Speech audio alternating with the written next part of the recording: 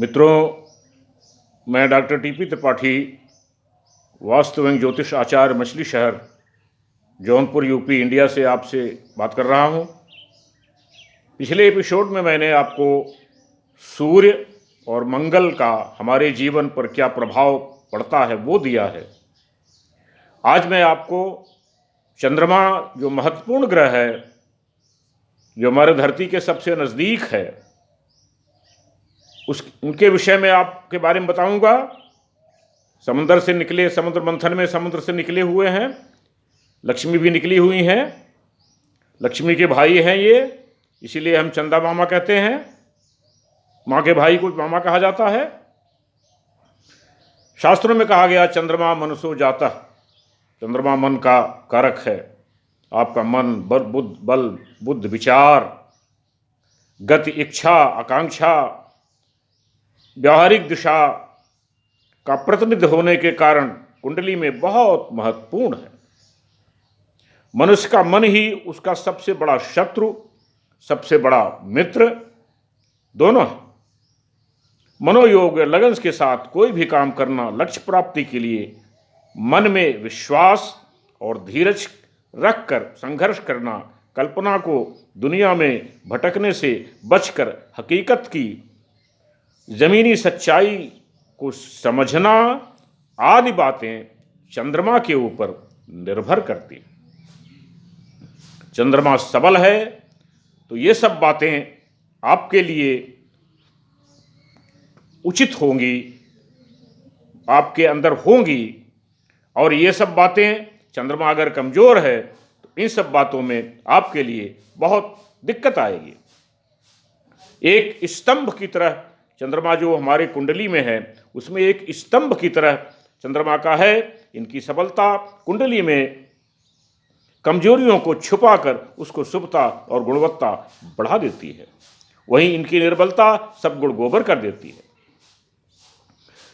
असहनशीलता, विवेक की कमी, अच्छे बुरे काम में समझ में नहीं आना, यह मानसिक असंतुलन भी चंद्रमा पैदा कर देता है। और कभी कभी तो आत्मघात की प्रवृत्ति भी चंद्रमा के कारण से आ जाती है। मनुष्य का स्वभाव, प्रकृति, आयु, भाग्य, विवाह, सुख आदि मुख्य बातें सही दिशा में गतिशील हों, इसके लिए चंद्रमा मुख्य कारण है। चंद्रमा माता का भी कारण है। चंद्रमा का दूसरा कारकत्व पत्नी का भी है। तो और चौथे भाव का स्वामी होने के कारण आपके मातृभूमि के सुख का भाव चंद्रमा के कंट्रोल में है। चंद्रमा शरीर के भाग में, आपके शरीर में जितना भी जल तत्व है, उस जल तत्व का भी चंद्रमा कारक है। जल तत्व चंद्रमा कमजोर होगा तो आपके शरीर में जल तत्व असंतुलित होगा और उससे संबंधित बीमारियां आपके शरीर में होंगी। और चंद्रमा आपका जो फेफड़ा है, आपका जो लंग्स है, उसका भी कारक है। जिसको चंद्रमा कमजोर होता है उसको ब्लड प्रेशर की बीमारी और सांस लेने की बीमारी होती है, साइनस, और बचपन में सर्दी जुकाम बुखार रहते हैं। जब चंद्रमा कमजोर होता है तो बॉडी का जो इम्यून सिस्टम है, जो प्रतिरोधक क्षमता है, वो भी कमजोर हो जाती है। तो चंद्रमा का बहुत बड़ा रोल हमारे जीवन में है। चंद्रमा जो है वो मुख्य बहुत बड़ा रोल है। माता का सुख नहीं मिलता अगर चंद्रमा कमजोर है, तो माता का सुख नहीं मिलता, मातृभूमि में आपको सुख नहीं मिलता, मातृभूमि से दूर आपको जाना पड़ता है, पत्नी के सुख में कमी आती है। ये सब सारी चीज़ें चंद्रमा के कारकत्व में हैं।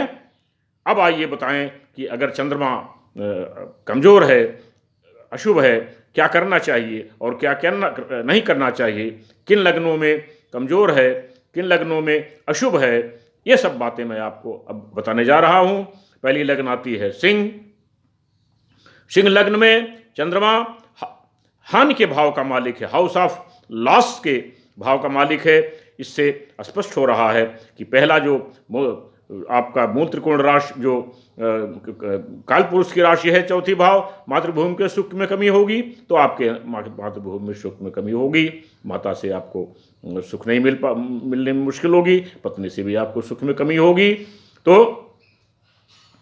इसके लिए आप, और दूसरा आपके रक्त संचार, आपका फेफड़ा, आपके सांस लेने की दिक्कत, ये सब चीज़ें आपके आपका इम्यून सिस्टम, प्रतिरोधक क्षमता आपकी, ये सब आपकी कमज़ोर हो सकती हैं। लेकिन चंद्रमा आपका अशुभ है इस लग्न में, सिंह लग्न में, तो सिंह लग्न के लोग इतवार के दिन सूर्य को, इतवार के दिन भगवान शिव को, क्योंकि चंद्रमा की मालिक भगवान शिव हैं, उनके जटा में रहती हैं, तो भगवान शिव को जल दें और ओम नमः शिवाय का जाप 108 बार एक माला जरूर करें। सोमवार के दिन मीठा भात पक्षियों को डालें, खीर भी खिलाएं पक्षियों को। सफ़ेद वस्त्रों का प्रयोग ऐसे लोग बिल्कुल न करें, और कभी भी ऐसे लोग मोती न पहने, सफ़ेद वस्त्र इनको दूसरों को दान करें। तो ये ज़िंदगी भर करते रहने पड़ेंगे, तब आपको चंद्रमा के जो कारकत्व हैं उससे संबंधित फल की प्राप्ति होगी, नहीं तो आपको दिक्कत आएगी। दूसरी लग्न आती है धनु लग्न। धनु लग्न में चंद्रमा अष्टम भाव के मूल त्रिकोण राशि में है। अष्टम भाव मृत्यु का भाव है, अष्टम भाव पिता से संपत्ति का भाव है, अष्टम भाव आयु का भाव है। चंद्रमा का कमजोर होना आपके आयु में कमी भी करेगा, मातृभूमि के सुख में कमी करेगा, माता से सुख में कमी करेगा, पत्नी से सुख में कमी करेगा। आपको रक्त संचार की भी बीमारी संभव है, आपको फेफड़े की बीमारी भी संभव है। इसलिए इन सब चीज़ों को बचने के लिए आपको भी, चंद्रमा अशुभ हो जाता है तो भगवान शिव इनके मालिक हैं। आप भगवान शिव की जितनी आराधना पूजा करेंगे, सोमवार को भगवान शिव को जल दे करके 108 बार ओम नमः शिवाय का जाप करें। सोमवार को आप मीठा भात पक्षियों को डालें और चिड़ियों को डालें और मीठी खीर खिलाएं। सफ़ेद वस्त्र का प्रयोग न करें, सफ़ेद वस्त्र आप दान करें, तो आपको इससे राहत मिलेगी। तीसरी लग्न आती है कुंभ। कुंभ लग्न में रोग ऋण शत्रु के भाव में चंद्रमा की मूल त्रिकोण राशि पड़ेगी, तो आपको मातृभूमि में रोग ऋण शत्रु आपकी बढ़ सकती है। आपके जल संबंधी बीमारियां, जल तत्व से संबंधित बीमारियां बढ़ सकती हैं, ब्लड सर्कुलेशन से संबंधित बीमारियां बढ़ सकती हैं, फेफड़े से संबंधित बीमारियां बढ़ सकती हैं। मातृभूमि में आपको शत्रुता बढ़ सकती है, माता से शत्रुता बढ़ सकती है, पत्नी से भी आपको मनमुटाव चल सकता है। तो इन सब चीज़ों से बचने के लिए आप भी सोमवार के दिन भगवान शिव को जल देते हुए 108 बार ओम नमः शिवाय का जाप करें।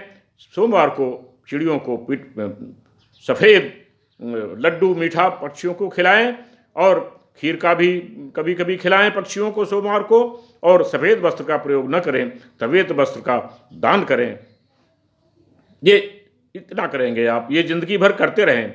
इससे करने से आपको जीवन में इस जो चंद्रमा की कमी है वो आपको काफ़ी कुछ हद तक ठीक हो जाएगी। बाकी लग्नों के लोग चंद्रमा अगर कमज़ोर है, पक्ष बल में चंद्रमा कमज़ोर हो जाता है, शुक्ल पक्ष और कृष्ण पक्ष दोनों पक्ष चलते हैं, तो और सूर्य से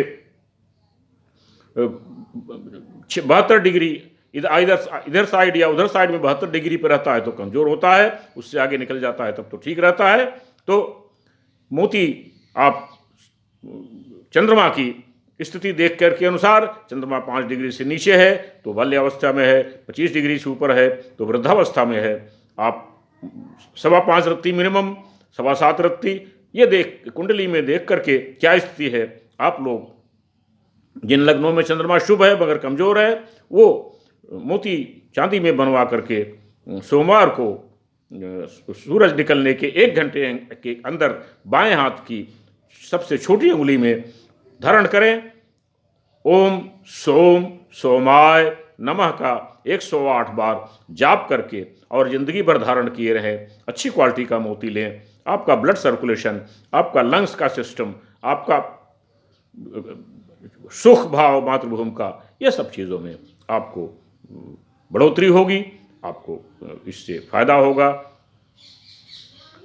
मेरा ये शेयर आपको पसंद आया तो लाइक करें, नहीं पसंद आया तो डिसलाइक करें, सब्सक्राइब करें, शेयर करें, जिससे कि आपको समय समय पर मेरे विचार से आप लाभान्वित होते रहें, आपको फ़ायदा होता रहे। यही मेरा उद्देश्य है। तब तक के लिए नमस्कार।